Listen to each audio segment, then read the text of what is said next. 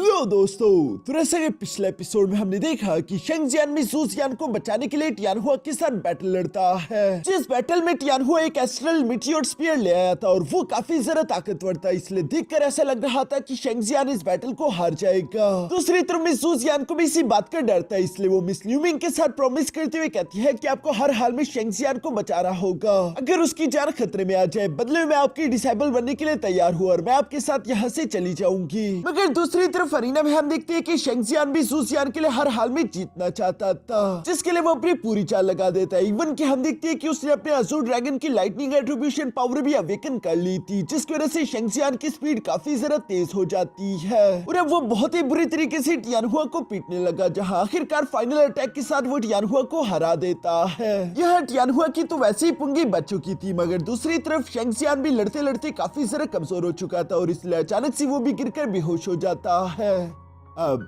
आगे तो next episode की शुरुआत यहाँ शेंगजियान से होती है, जो कि बेहोशी की हालत में पड़ा हुआ था। तभी अचानक उसका फादर वहाँ पर आ गया, जो कि काफी उदास दिखाई दे रहे थे और वो सूजियान का लेटर लेकर आया था, जिसे वो शेंगजियान की सिराने के पास रखकर वहाँ से चला जाता है। वो जानती रही कि इस लेटर से शेंगजियान का दिल टूटने वाला है। तभी अचानक थोड़ी देर में हम देखते हैं कि शेंगजियान भी होश में आ गया था। जहाँ उठते ही शेंगजियान की नजर सबसे पहले उसी लेटर पर पड़ती है, जिसे खोलकर पढ़ने से शेंगजियान को मालूम हुआ कि ये मिस सूजियान का आखिरी लेटर है, जिसमें लिखा हुआ था कि जब तक तुम इस लेटर को पढ़ोगे मैं यहाँ से जा चुकी हूँगी। शेंगजियान मुझे माफ कर देना, मुझे नानमू कंट्री छोड़कर जाना होगा, क्योंकि तुम भी जानते हो कि याओ टियानहुआ बहुत ही बड़ा कमीना है और वो हमेशा हमें परेशान करता रहेगा। इसलिए मैं लेडी एम्प्रेस ल्यूमिंग के साथ इस कंट्री को छोड़कर सेकुल्यूशन में जा रही हूँ, ताकि एक दिन मैं अपने मोर्टल ट्राइबोल्यूशन एग्जाम में पास हो जाऊँ। ये बात सुनकर तो शेंगजियान से रहा नहीं जाता और वो फौरन से खड़ा होते हुए मिस सूजियान को ढूंढने के लिए वहाँ से तीसी के साथ भागने लगता है। शेंगजियान बहुत ही ज्यादा इमोशनल हो चुका था, वो सूजियान को नहीं खोना चाहता, लेकिन दूसरी तरफ सूजियान शेंगजियान से कहती है कि एक बार जब मेरी ट्रेनिंग कंप्लीट हो जाए तो मैं वादा करती हूँ कि मैं तुम्हें ढूंढने के लिए वापस आऊंगी, फिर चाहे तुम जहाँ मर्जी हो मैं तुम्हारे पास आ जाऊंगी, फिर चाहे हमारे दरमियान हजारों पहाड़ों का रास्ता ही क्यों ना हो, कोई भी हमें एक दूसरे से जुदा नहीं कर पाएगा। ये सब कहते हुए मिस सूजियान आखिरी दफा रॉयल सिटी को देख रही थी, जहाँ उसकी आंखों में भी आंसू आने वाले थे। बेशक वो भी ये सब करना नहीं चाहती, लेकिन वो जानती है कि यही जरूरी है। इसीलिए वो मिस ल्यूमिंग से कहने लगी कि मास्टर चलो यहाँ से चलते हैं। ये सब भारी मन के साथ कहते हुए मिस सूजियान भी वहाँ से जाने लगी थी। तभी अचानक वहाँ पर शेंगजियान पीछे से पहुँच गया, जो कि ऊंची आवाज में चिल्लाते हुए कहता है कि सूजियान रुको। सूजियान भी अचानक से शेंगजियान को यहाँ पर देखकर खुश हो गई थी और वो उसकी तरफ भागते उसके गले लग जाना चाहती थी, लेकिन वो खुद पर काबू रखती है, क्योंकि वो जानती थी कि उसके मास्टर को ये बिल्कुल भी अच्छा नहीं लगेगा। दूसरी तरफ हम देखते हैं कि शेंगजियान भी यहाँ पर आने के बाद सबसे पहले मिस ल्यूमिंग यानी कि लेडी एम्प्रेस को ग्रीट करता है, जिस पर लेडी एम्प्रेस धीरे धीरे से शेंगजियान के सामने आकर खड़ी हो जाती है और वो शेंगजियान से कहती है कि मेरे साथ आओ। ये सब कहते हुए मिस ल्यूमिंग शेंगजियान को अपने साथ साइड पर ले आई थी, जहाँ पर वो शेंगजियान से सवाल करते हुए पूछती है कि किस्मत से तुम्हें तुम्हारे स्पिरिट वेन्स मिल चुके हैं, लेकिन फिर भी तुम कितने सारा कमजोर हो, तुम बहुत ही सारा स्लो हो। जिस पर शेंगजियान मिस ल्यूमिंग को जवाब देते हुए कहता है कि मैं वादा करता हूँ कि मैं रॉयल फैमिली में अपनी शेंग फैमिली को सबसे ज्यादा ताकतवर बना दूंगा। ये सुनकर भी मिस ल्यूमिंग जवाब देते हुए कहती है कि ये नानमू कंट्री बहुत ही ज्यादा छोटी है, जब तक तुम इस नानमू कंट्री में रहोगे तुम हमेशा एक कुएं का मेंढक बनकर रहोगे, जिसे मालूम ही नहीं कि ये दुनिया कितनी ज्यादा बड़ी है। तुम्हारा मकसद बहुत ही ज्यादा कमजोर है, इसलिए मुझे नहीं लगता कि तुम सूजियान को डिजर्व करते हो।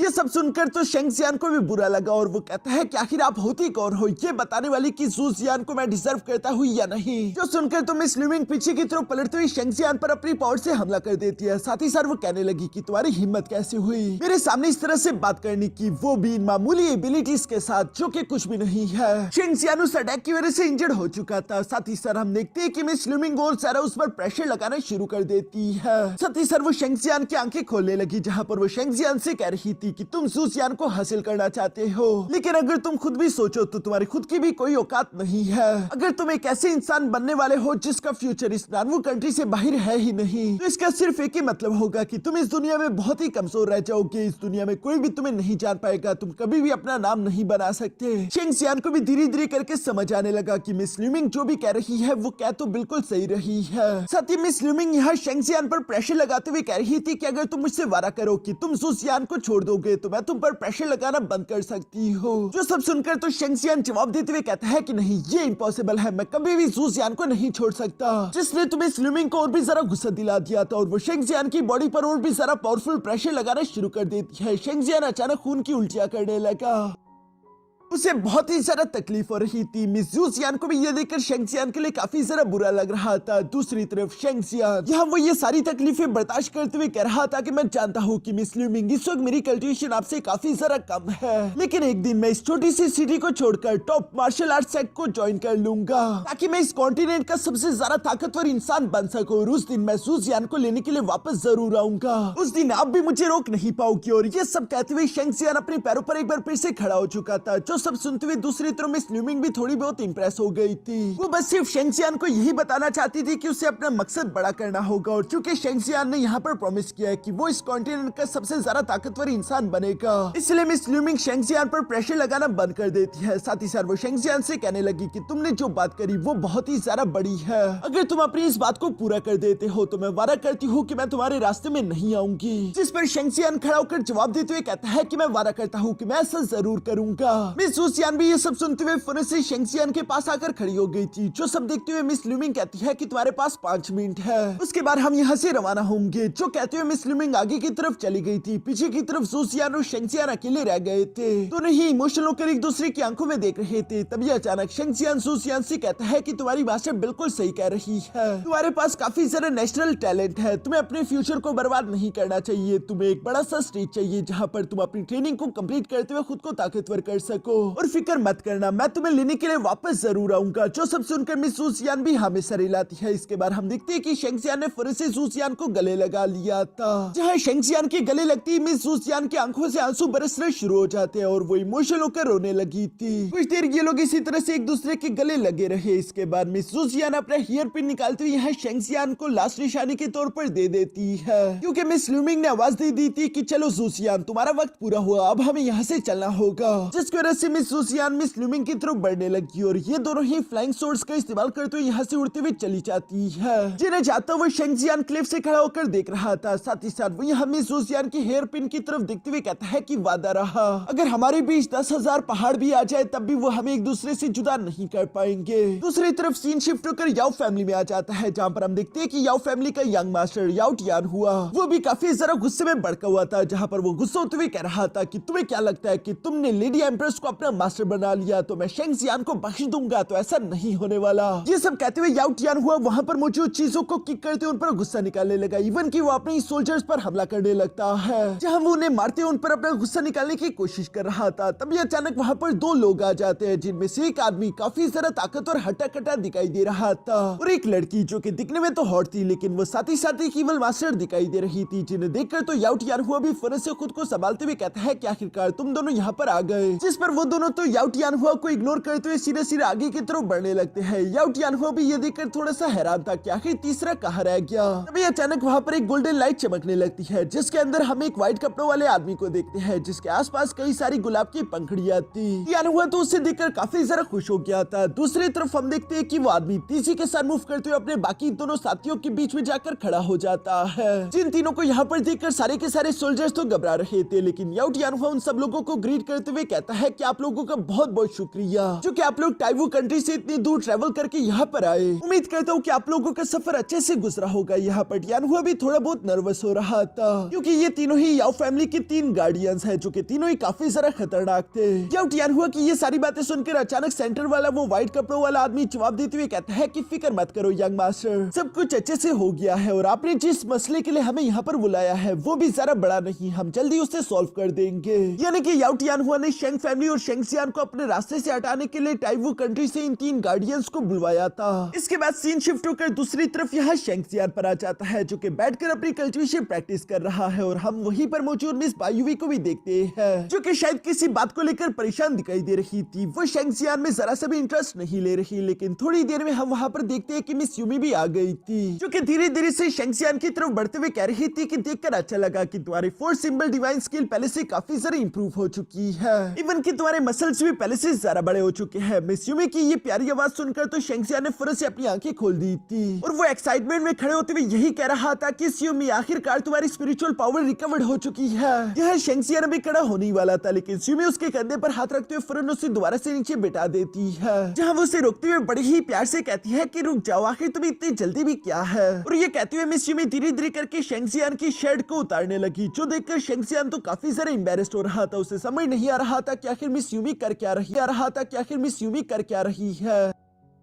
मगर दूसरी तरफ मिस यूमी तो शेंगजियान की शर्ट उतारने के बाद उसकी बॉडी पर एक्सट्रीम यिन यान वेन्स को देखने लगी थी, जिसके मार्क्स और पैटर्न पहले ही शेंगजियान की बॉडी पर अच्छे से नजर आने लगे हैं। शेंगजियान बेचारा तो कभी मिस यूमी की तरफ देखता और कभी बायुई की तरफ। वो समझने की कोशिश कर रहा था कि आखिर मिस यूमी मुझसे चाहती क्या है, जबकि दूसरी तरफ मिस यूमी तो शेंगजियान की पूरी बॉडी देखने के बाद यहाँ उसके चेस्ट पर हल्का सा टच करती है, जिसकी वजह से शेंगजियान की बॉडी पर बने हुए वो यिन यांग स्पिरिचुअल वेन्स गायब हो जाते हैं। साथ ही साथ मिस यूमी ने शेंगजियान से कहा कि चलो अपनी कल्टीवेशन प्रैक्टिस शुरू करो, जो सुनकर शेंगजियान बिल्कुल ऐसे ही करने लगा और मिस यूमी भी उसकी कल्टीवेशन के दौरान अलग अलग वाइटल पॉइंट्स पर हिट करते हुए उसकी एनर्जी फ्लो को और ज्यादा इंक्रीज करती जा रही थी, ताकि शेंगजियान अपनी कल्टीवेशन को ज्यादा रफ्तार के साथ कर सके। यहाँ वो वाइटल पॉइंट्स ओपन होने के बाद अचानक हम देखते हैं कि शेंगजियान की एनर्जी इंक्रीज हो गई थी। साथ ही साथ उसकी लाइटनिंग एट्रीब्यूशन पावर भी उसकी बॉडी से बाहर की तरफ निकलती हुई दिखाई देती है, जिसे देखकर मिस यूमी कहती है कि देखकर मुझे काफी अच्छा लगा कि तुमने इतने थोड़े से अरसे में अज़ूर ड्रैगन के लाइटनिंग एट्रीब्यूशन पावर को भी अवेकन कर लिया है। पर अब तुम्हारी बारी है नेक्स्ट स्टेप में जाने के लिए। जैसे तुमने पिछली बार अज़ूर ड्रैगन और फायर फिनिक्स की पावर्स को कंबाइन करते हुए एक फ्लेमिंग ड्रैगन क्रिएट कर दिया था,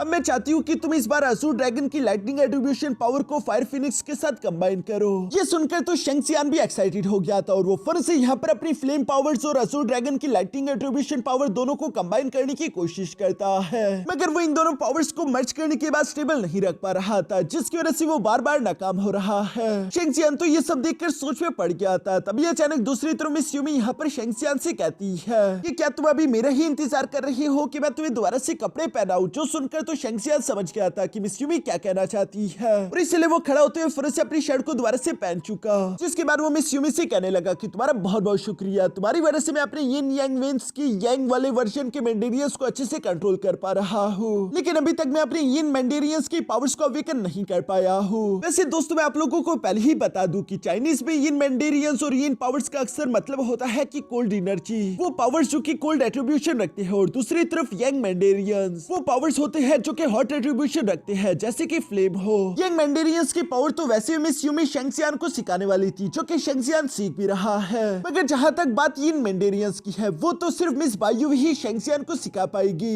इसलिए शेंगजियान यहाँ पर मिस बायुवी से कहने लगा कि क्या तुम मुझे सुप्रीम यिन डिवाइन मेंडेरियंस की पावर्स को इस्तेमाल करना सिखाओगी, जिस पर मिस बायुवी तो कोल्ड आवाज में मना करते हुए कहती है कि नहीं, मैं तुम्हें यिन मेंडेरियंस की पावर्स इस्तेमाल करना नहीं सिखाने वाली। जो सुनकर तो शेंगजियान भी हैरान हो गया था और वो सवाल करते हुए पूछता है कि ऐसा क्यों, जिस पर मिस यूमी शेंगजियान को समझाते हुए कहती है कि इतनी फिक्र मत करो, वैसे भी अभी तुम उस लेवल पर नहीं पहुंचे, मुझे लगता है कि पहले तुम्हें अपने यंग मेंडेरियंस को अच्छे से मास्टर कर लेना चाहिए, जिसमें मैं तुम्हारी मदद करूंगी। जो सुनकर शेंगजियान भी जवाब देते हुए कहता है कि अच्छा ठीक है, लेकिन दूसरी तरफ हम देखते हैं कि मिस बायुवी काफी ज्यादा परेशान दिखाई दे रही है, शायद उससे ज्यादा कुछ यहाँ पर अच्छा नहीं लग रहा। वो शेंगजियान से अभी उतनी ज्यादा इंप्रेस नहीं है कि वो शेंगजियान पर अपना वक्त बर्बाद कर सके, जबकि मिस यूमी तो पहले से ही शेंगजियान से इंप्रेस्ड है। इसके बाद हम लोगों को नेक्स्ट डे का सीन दिखाया जाता है, जहाँ शेंगजियान अपने फ्लेमिंग फिनिक्स की पावर और अपने अज़ूर ड्रैगन की पावर्स को प्रैक्टिस करने की कोशिश कर रहा था। उसके फादर भी यहीं पर मौजूद ये सब देख रहे थे। तभी अचानक एक सर्वेंट तेजी के साथ भागता भागता वहाँ पर आकर कहता है कि मास्टर, एक बहुत ही बड़ी गड़बड़ हो चुकी है। जो सब सुनकर शेंगजियान का फादर सवाल करते हुए पूछता है कि आखिर क्या हुआ, जिस पर वो सर्वेंट जवाब देते हुए कहता है कि किसी ने हमारी मेडिसिन शॉप पर हमला कर दिया और वहाँ के जितने भी सर्वेंट्स थे वो सारे के सारे किडनैप हो चुके हैं। जहाँ इन्वेस्टिगेट करने पर हम लोगों को मालूम हुआ कि कोई उन्हें किडनैप करके सिटी से बाहर जंगल में ले गया है। ये सब सुनकर चेन टियानहू सवाल करते हुए पूछता है कि क्या तुम बता सकते हो कि आखिर उन्हें किसने किडनैप किया, क्या उन बंदों के बारे में तुम लोगों को कुछ भी मालूम हो पाया, जिस पर वो सर्वेंट जवाब देते हुए कहता है कि नहीं मास्टर, हम ये तो नहीं जानते कि वो लोग कौन है, लेकिन हाँ मैं ये जरूर बता सकता हूँ कि उन लोगों ने हमारे मेडिसिन शॉप से कुछ भी भी नहीं चुराया, वो बस सिर्फ हमारे लोगों को ही किडनैप करके वहाँ से लेकर गए हैं। और मुझे शक है कि यकीनन उन लोगों के पीछे कोई और नहीं बल्कि याओ फैमिली ही होगी। जो सुनकर तो शेंगजियान भी थोड़ा सा परेशान हो गया था और वो अपने फादर से कहता है कि क्या ये याओ फैमिली की दोबारा कोई और चाल है। अभी वो ये कह ही रहा था कि तभी अचानक ऊपर से एक पत्थर नीचे की तरफ आ गिरा और शेंगजियान को ऐसा लगा जैसे कि कोई उस पर नजर रख रहा है, इसलिए वो देखते हुए कहता है कि कौन है वहाँ पर। ये सवाल करते ही शेंगजियान फौरन से भागते हुए शेंग फैमिली के मेंशन से बाहर आ जाता है, जहाँ चारों तरफ देखने पर भी शेंगजियान को कोई दिखाई नहीं दे रहा था सिवाय एक डॉल के, जो कि शेंग फैमिली के मेंशन के गेट के साइड पर पड़ी हुई थी। ये डॉल काफी ज्यादा अजीब दिखाई दे रही थी, जिसे शेंगजियान उठाकर अभी गौर से देख ही रहा था कि तभी अचानक वहाँ पर एक छोटी सी बच्ची आ गई, जिसे देखकर शेंगजियान सवाल करते हुए पूछता है कि क्या ये डॉल तुम्हारी है। इस पर वो बच्ची जवाब देते हुए कहती है कि हाँ ये मेरी है। इसलिए शेंगजियान ने वो डॉल उस बच्ची को दे दी, जिसे लेकर वो बच्ची भागते हुए फौरन वहाँ से चली जाती है। तभी अचानक मास्टर चैन टियानहू भी वहाँ पर आ गया, जो कि शेंगजियान से सवाल करते हुए पूछता है कि शेंगजियान आखिर क्या हुआ, क्या कुछ गड़बड़ है। इस पर शेंगजियान जवाब देते हुए कहता है कि नहीं कुछ नहीं, मुझे लगा जैसे कि कोई मुझ पर नजर रख रहा है, लेकिन शायद वो मेरी गलतफहमी थी। इसके बाद दूसरी तरफ हम देखते हैं कि वो बच्ची भागते भागते इसी तरह से दूर आती जा रही थी। इसके बाद सीन शिफ्ट होकर एक पुल पर आ जाता है, जहाँ पर हम देखते हैं कि याओ फैमिली की वो लड़की गार्डियन वहाँ पर मौजूद थी, जो कि दिखने में काफी जरा हॉट लग रही है। इसलिए हम देखते हैं कि वहाँ पर एक शॉपकीपर उसी लड़की की तरफ देखते जा रहा था, उसे इस लड़की का ये खूबसूरत फिगर मदहोश कर रहा था। थोड़ी देर में वो छोटी बच्ची भी भागते भागते उसी लड़की के पास आ गई थी, जहाँ वो उसे वो डॉल दे देती है। दूसरी तरफ वो लड़की भी इस डॉल को लेते हुए कहती है कि बच्ची तुम्हारा बहुत बहुत शुक्रिया मेरे लिए मेरी ये गुड़िया ढूंढ कर लाने के लिए, ये मेरी बहुत ही जरा अच्छी दोस्त है। और इसी काम के बदले वो उस बच्ची को एक कैंडी स्टिक दे देती है, जिसे लेकर वो बच्ची भी खुश होते हुए फौरन वहाँ से भागने लगी। मगर आगे की तरफ भागते भागते जब वो उस कैंडी स्टिक को अभी खाने ही वाली थी, तभी अचानक वो देखती है कि उस कैंडी स्टिक के अंदर से कुछ अजीब सी स्मेल आ रही है, सड़ी हुई बदबूदार इवल पावर्स की स्मेल। इसीलिए हम देखते हैं कि वो बच्ची रोते हुए फौरन से उस कैंडी को गिराकर वहाँ से भाग जाती है। ये कैंडी स्टिक भी उसी इवल लड़की को डिनोट कर रहा था, जो कि बाहर से दिखने में बेशक ही जरा खूबसूरत है, लेकिन अंदर से वो सड़ी गली हुई एक बदसूरत इवल सोल मास्टर है। और इस शॉपकीपर को तो ये मालूम नहीं था, इसलिए ये अभी भी उस लड़की को देखकर अपनी लाल टपका रहा था। दूसरी तरफ उस लड़की को जब ये मालूम हुआ, वो अपने हाथ के इशारे से यहाँ पर कुछ स्ट्रिंग्स क्रिएट करते हुए फौरन से उस टाल पर हमला कर देती है, जो करते हुए वो लड़की यहाँ से चली गई। और हमें देखने को मिलता है कि वो स्ट्रिंग्स काफी सारे शार्प थे, जो कि उस टाल के सारे पिलर्स को क्लीन कट कर देते हैं। साथ ही साथ हम देखते हैं कि उस टाल के ओनर का भी गला कट चुका था, जिसके गले से अचानक खून दड़ादड़ बहने लगता है और वो भी नीचे की तरफ मारा गया। ये देखकर सब लोग पैनिक करते हुए यहाँ वहाँ भागने लगे, जबकि इस केओस को देखकर उस लड़की को तो काफी ज्यादा मजा आ रहा था और वो धीरे धीरे वहाँ से चली जाती है। इसके बाद सीन शिफ्ट होकर दूसरी तरफ सिटी से बाहर फॉरेस्ट में आ गया, जहाँ पर हम देखते हैं कि मास्टर चैन टियानहू अपने शेंग फैमिली के सोल्जर्स के साथ यहाँ पर अपने साथियों को तलाश करने की कोशिश कर रहे थे। जंगल के साउथ को उन लोगों ने पूरी तरीके से छान लिया था, लेकिन वहाँ पर इन लोगों को याओ फैमिली का कोई भी सुराग नहीं मिलता। इसलिए अब ये लोग नॉर्थ की तरफ बढ़ने लगे, जहाँ से जंगल और ज्यादा गहरा है। यहाँ पर इससे पहले कि ये लोग आगे जा पाते, तभी अचानक शेंगजियान को अपने एक आदमी के मरने की आवाज सुनाई दी, जिसके पास आकर शेंगजियान और मास्टर चैन टियानहू जब आकर देखते हैं तो उन्हें देखने को मिला कि उस आदमी की बॉडी से सारा की सारा ब्लड निचोड़ दिया गया था। इसी वजह से उसकी स्किन ब्लैक दिखाई दे रही थी। साथ ही साथ उसकी बॉडी पर एक लोकेशन भी मार्क थी, जिस लोकेशन को देखते हुए शेंगजियान समझ जाता है कि वो दुश्मन वहीं पर हमारा इंतजार कर रहे हैं, जिनका सामना करने के लिए ये सब लोग तेजी के साथ उसी तरफ बढ़ने लगे। थोड़ी देर के सफर के बाद आखिरकार हम देखते हैं कि ये लोग वहाँ पर पहुंच जाते हैं, जहाँ पोशी पर मास्टर चैन टियानहू और शेंगजियान को अपने सामने वहाँ याओ फैमिली के वही 3 गार्डियन दिखाई दिए, जिनका लीडर यहाँ पर मास्टर चैन टियानहू को देखकर मुस्कुराते हुए कह रहा था कि आखिरकार क्लैन लीडर चैन टियानहू तुम यहाँ पर आ गए, हम लोग बेसब्री से तुम्हारा ही इंतजार कर रहे थे। शेंगजियान तो उसकी ये बात सुनकर सवाल करते हुए पूछता है कि आखिर कौन हो तुम लोग। शेंगजियान का ये सवाल सुनकर तो वो लड़की जोर जोर से इवल्स की तरह हंसने लगी, जिस पर हम देखते हैं कि मास्टर चैन टियानहू तो उन तीनों को पहचानता था और वो शेंगजियान को बताने लगा कि ये लड़की है इवल विश, दूसरा है पपेट और तीसरा है ब्लाइंड म्यूजिशियन। ये तीनों ही काफी जाने माने हथियारे हैं और ये है याओ फैमिली के 3 गार्डियन। जो सब बताते हुए मास्टर चैन टियानहू काफी जरा घबराए हुए थे, क्योंकि वो जानते हैं कि ये तीनों कितने जरा खतरनाक है। और यहाँ इसी सीन के साथ हमारा ये एपिसोड यहीं पर खत्म हो जाता है।